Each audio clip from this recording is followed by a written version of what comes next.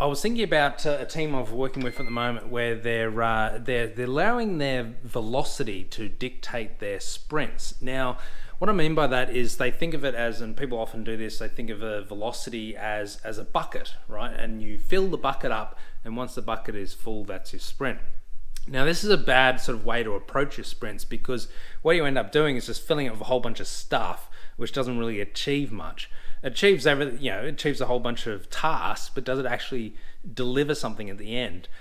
You shouldn't allow your velocity to dictate your sprint. What you should instead be doing is saying, what is our sprint goal? Defining your sprint goal. The whole point of the velocity is to make sure that your sprint goal is achievable. That is it. It's not a big bucket of things and you keep filling it up until you get there. Define your sprint goal. Use your velocity to tell you whether you can achieve that sprint goal or not. Of course, all the tasks that are in your... Of course, there's going to be tasks in your sprint backlog that don't necessarily go towards your sprint goal, and that's fine because there's other things you need to achieve as well.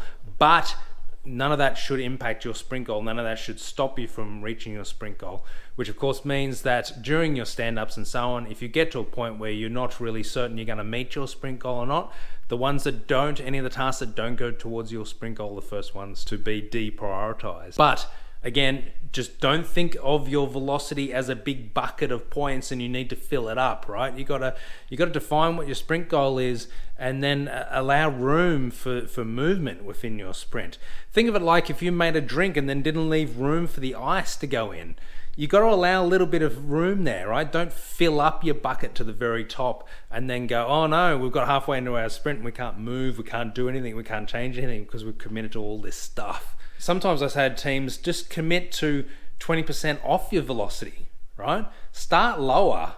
It gives you room to maneuver. It gives you room for things to expand, right? There's always something that you started off by reasonably understanding, but things change, right? So you've got to allow room for that change. So don't fill your sprints to the brim, and also don't just think of it as a bucket. Define your sprint goal first, and then your velocity just tells you whether you can achieve it or not.